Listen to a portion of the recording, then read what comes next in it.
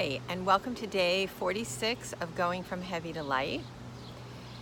I am a firm believer that our bodies know exactly what foods or food groups or nutrients we're either missing or in the mood for or need in some way. And our challenge is to actually check in with our bodies and ask it and listen for the answer. Like, what is it that I'm really in the mood for? Do I want something warm or crunchy or salty or whatever it is, or am I even hungry? Those kinds of questions are important to ask. So in all the years that I was a binge eater, I never checked in.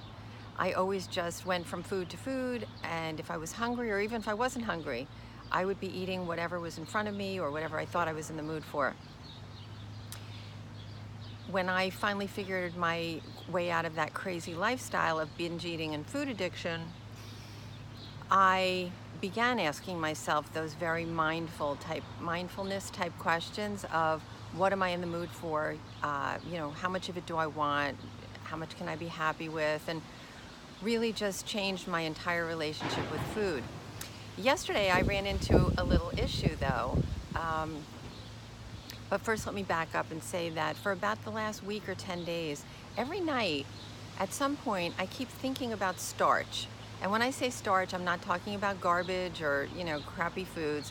I'm talking about things like sweet potato or oatmeal or rice or quinoa, things that are healthy for me that I usually eat. And what I realized is I was missing that somehow. I guess I haven't been eating enough of it to feel satiated in that area. So last night we were out to dinner. There were 6 of us, and everybody was ordering their appetizers and main courses and desserts and all that. And I had already looked at the menu before going to the restaurant to know exactly what I would want, because I like to do that before I go someplace, especially when it's a new place that I've never been to. So I ordered soup, avocado. It was zucchini and broccoli soup, and it was delicious. But what I didn't know is that it was going to come with 2 pieces of sourdough bread.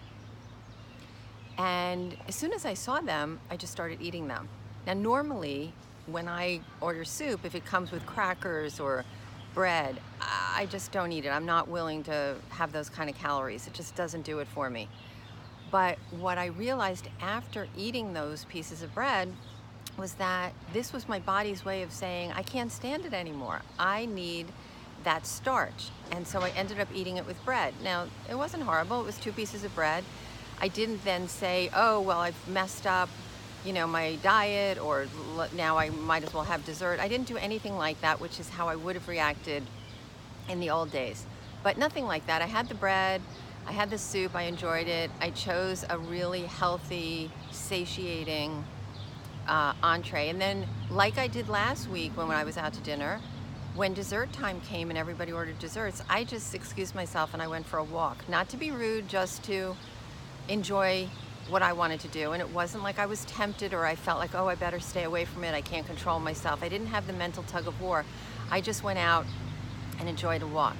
The other thing I want to bring up about all of this is a new client just asked me, when I was telling her that I always eat 2 pieces of chocolate every day, which comes to about 100 calories. Each one is 50 calories. And she asked me, well, what would you do if the store ran out of them? And I said, oh, that's a really good question. Well, don't you know, today I went to the store to buy more chocolate and they were out of it. And that hasn't been the case since I've been doing this. So I started thinking about it and I said, I don't want to run into the same situation where what I want is chocolate and I'm not listening to that, and then maybe choose another food instead. So I found a different chocolate bar. It came to 160 calories, and I could have chosen to have, half of it or 2/3 of it or something like that, but I really just wanted the whole thing. So I had 160 calories of chocolate. I felt satiated and satisfied. And the most important thing is that I was really listening to my body and what it needed and wanted. So that way I won't run into another situation again where I keep saying, oh, I want chocolate or I want this or that, and start to feel deprived and then have it at a time maybe in, more of an amount than I want, or just be too obsessed with it or that sort of thing. So I am feeling all starched up and comfortable and chocolated up and comfortable, and just felt like reporting all that. Hope you're having a great day.